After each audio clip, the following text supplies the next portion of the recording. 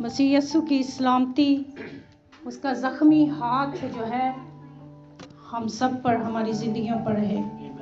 आमीन। आइए हम मुक़द्दस कलाम को खोलते हैं अपनी रहनुमाई के लिए। यूहन्ना की अंजील और उसका 19वां बाब है।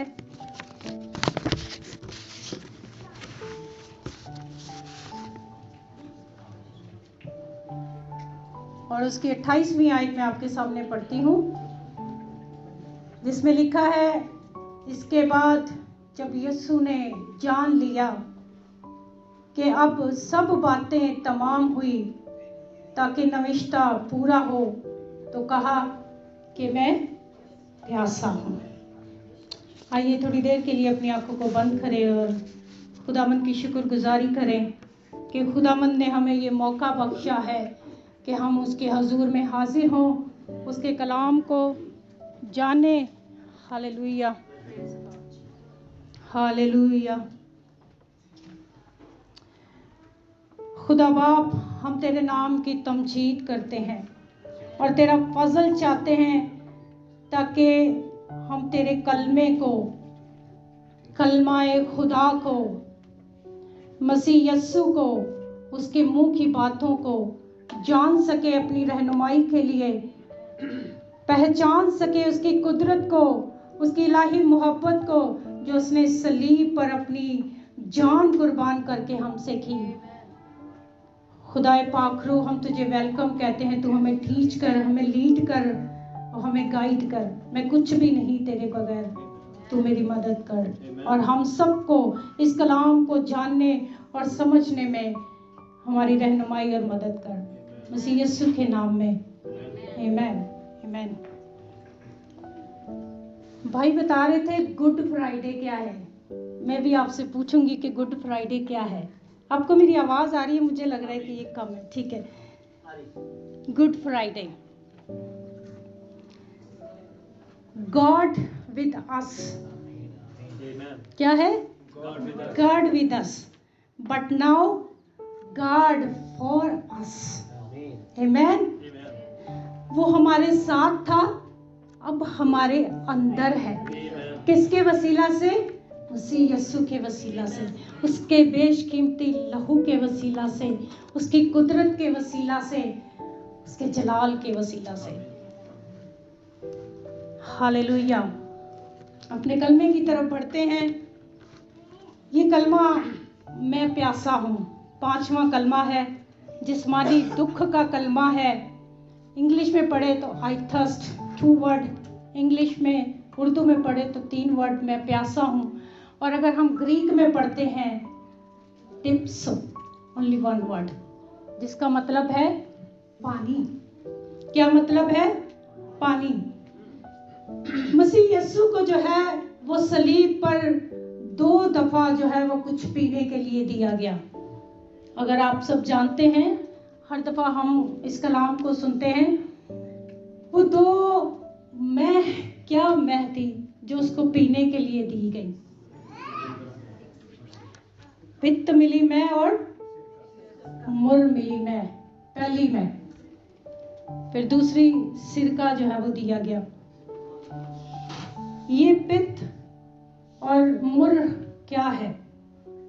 ये वो जड़ी बूटियां हैं जो उस वक्त लोग उसको पीस कर उसमें से जो रस निकालते थे, जो पानी निकालते थे, वो उस शख्स को देते थे जो दुख में, तकलीफ में, कर्ब में, दर्द में और बेबहा लहू बहाए जाने की वजह से जिंदगी और मौत की कश्मकश में होते थे। क्यों देते थे उनको?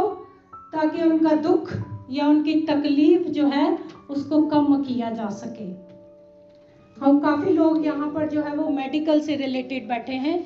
हम जानते हैं कि जब ऑपरेशन किया जाता है तो एनेस्थीसिया दिया जाता है ताकि मरीज की तकलीफ जो है उसको कम किया जाए, उसको पता ही ना चले कि उसके साथ क्या हुआ है। और इसीलिए ये मैं जो है उस वक्त उस शख्स को पिलाई जाती थी जो सलीब पर जान देने को होते थे। और मसीह यीशु भी जो है वो सलीब पर जान देने को थे। उसके हाथों में जो है कील ठोके गए, उसके पांव में जो है वो कील ठोके गए। और ये एक दर्दनाक लम्हा है, दुख और जान कनी का लम्हा है। रोमी सिपाही चाहते थे कि उसे ये मैं दी जाए ताकि वो जल्दी ही मर जाए, खलासी हो जाए। लेकिन एक बात हम सीख रहे थे कि उसको पता था कि उसकी क्या जिम्मेदारी है। उसको पता था कि वो इस मौत को, इस लानती मौत को सहने के लिए है। और वो चाहता था कि पूरे होशो हवास में वो इस दुख को और इस जान कनी की हालत को बर्दाश्त करे। इसलिए जब सुबह 9 बजे पहले मैं उसे दी गई तो उसने उसको पीने से इनकार कर दिया, क्योंकि वो चाहता था कि मैं पूरे होश के साथ इस दुख को, इस दर्द को और इस तकलीफ को क्या करूं, बर्दाश्त करूं। अगर वो बेहोश हो जाता तो वो कैसे सलीब पर कहता कि ऐ बाप इनको माफ कर, क्योंकि ये नहीं जानते कि क्या करते हैं। अगर वो बेहोश हो जाता तो वो कैसे कहता कि आज ही तू मेरे साथ फिरदौस में होगा। अगर वो होश में ना होता तो वो कैसे अपनी मोहब्बत और अपनी जिम्मेदारी का इजहार करता। देख ये तेरी माँ है। फिर शागिर्द से कहा, देख तेरा बेटा ये है। उसे पता था कि मेरी कुछ जिम्मेदारियां हैं, मुझे कुछ करना है, मुझे इन लोगों के लिए जो गुनाह और बदी और दलदल में है, मैंने उनको क्या करना है, निकालना है। और ये उसी वक्त हो सकता है जब वो होशो हवास में रहकर सलीब पर इस दुख को, इस दर्द को जो है, इस तकलीफ को जो है वो बर्दाश्त करता। हालेलुया। गलगत्ता की पहाड़ी पर उसे ले जाया गया ताकि उसे कुर्बान किया जाए। वो जगह जो खोपड़ी की जगह कहलाती है, उस जगह पर उसे पित्त और मैं मिली, मुर मिली मैं जो है वो पिलाने की कोशिश की गई।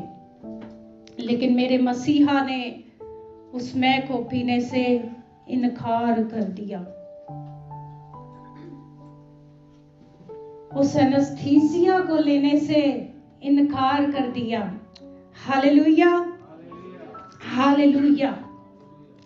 ये छठा घंटा था उसी सलीब पर। कंटिन्यू जो है वो बदन के अंदर से ब्लड जारी है, खून जारी है। और जब पसली के अंदर नेजा मारा गया तो खून और पानी बह निकला।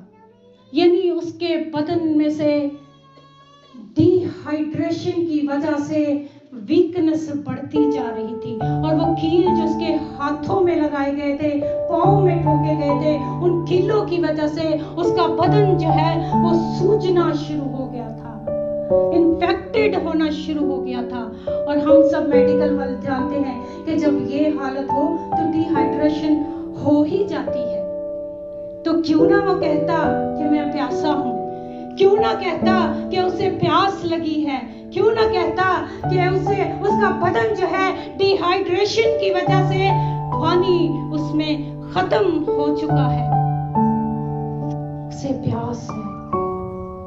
बेशक आज मुख्तलिफ तशरीहें ये हैं कि वो मेरी और आपकी जिंदगी का प्यासा है, मगर रूहानी मतन यही है, इस कलाम का, इस कलमे का पहलू यही है कि उसे बदनी कमजोरी महसूस हुई, उसके बदन में पानी की शदीद कमी जो है उसको महसूस हुई और वो अपने अंदर वीकनेस महसूस करने लगा। ज़बूर 22 को हम निकालेंगे।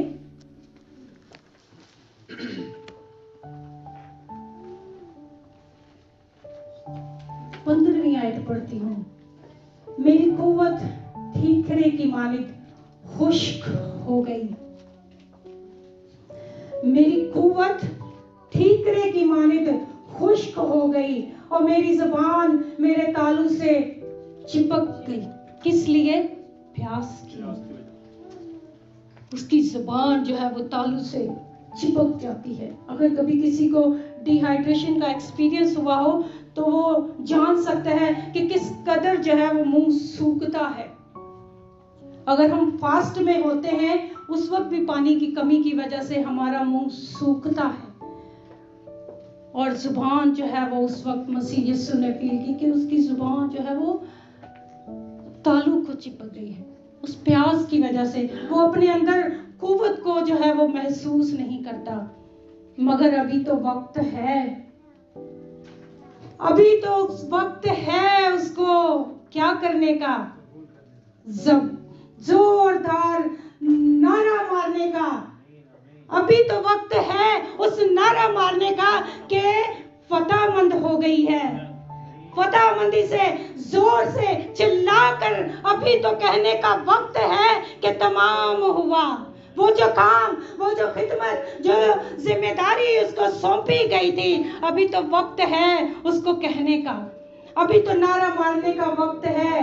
इसलिए जो दूसरी मैं उसे पिलाई गई, जो सिरका उसे दिया गया, बेशक उसने वो भी नहीं पिया, लेकिन उसने चखा जरूर, ताकि वो जुबान जो तालू को चिपक गई थी, ताकि वो जुबान जो खुश्की की वजह से बोल नहीं पा रही थी, बुलंद आवाज से उसको बोलने के लिए थोड़ी सी कुव्वत मजीद चाहिए। इसलिए उसने वो सिरका क्या किया? चखा। पिया नहीं लिखा है, चखा, ताकि उसका मुंह जो है वो क्या हो सके? तर हो सके, उसमें थोड़ी नमी आ सके और वो बुलंद आवाज से कह सके कि तमाम हुआ। Hallelujah, hallelujah. मसीह यीशु जो उसको जिम्मेदारी दी गई थी ताकि वो बुलंद आवाज से उस जिम्मेदारी का, उस नारे का जो है वो ऐलान कर सके कि मैं जो है वो अपने कामों को जो मसीह यीशु को सौंपे गए थे, जो खुदा बाप ने उसे सौंपे थे, उनको करने को, पूरा करने को है। आमीन। आइए हम सब अपनी आंखों को बंद करें और खुदावंद का फजल चाहें कि खुदावंद हमें मुकद्दस कलाम को पढ़ने, समझने और उसको सीखने में जो है वो हमारी मदद और रहनुमाई करे।